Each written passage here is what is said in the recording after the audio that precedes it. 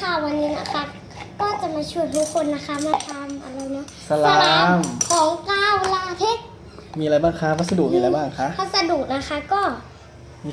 มีกาวลาเทคนะคะ มีสีน้ำแล้วก็มีน้ำเปล่านะคะ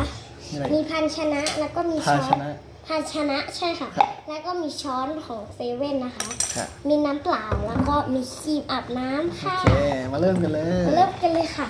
อันดับแรกนะคะ เราต้องเทกาวก่อนใส่ก่อนใช่ไหม เทกา เดี๋ เรา ยว ต้อง ปอ เอา เซให้ กาวใส่2 ช้อน โอ นะ เค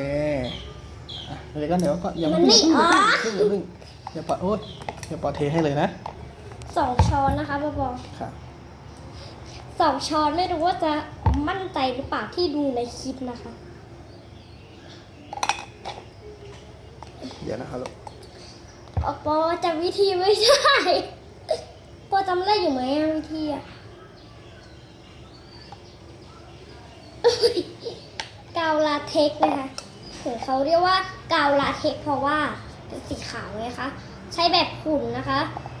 ใช้แบบ2เป็นแบบ2 ช้อน ใช้เป็น2 ช้อนซีอะค่ะ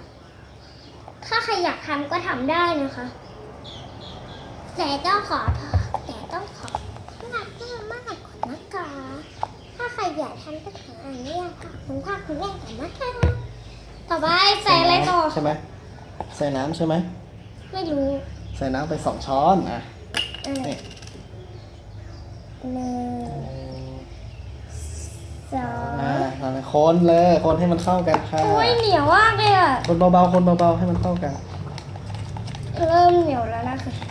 คนที่มันเข้ากันเลยนะคะ ถ้าใครอยากทำนะคะ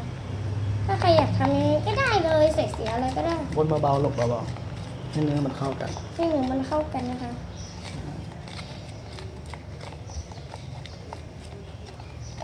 โอ้ยเหนียว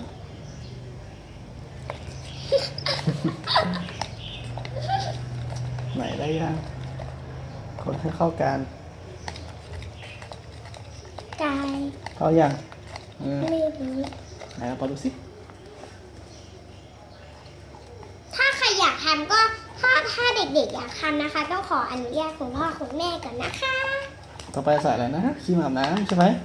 2 ช้อนอ่ะเราบังกดให้มันพอเลย อีกหนึ่ง เนื้อเอาเต็มๆเอาเต็ม เกลียว ๆก็สอง อีกนิดนึงโอเคคน คนให้เข้ากันอีกรอบนึงค่ะ คนให้เนื้อมันฟูเลยครับนี้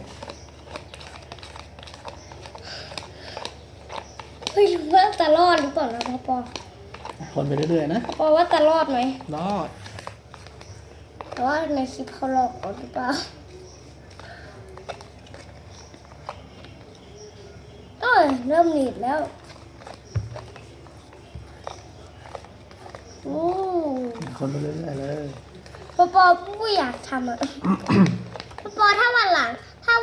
อ่ะถ้าวันปีใหม่เราชวนทุกคนมาทำสลามไหม ค่ะเดี๋ยวมาเจอกันหลังจากได้สลามนะคะเดี๋ยวเจอกันคลิปหน้าค่ะ ปอ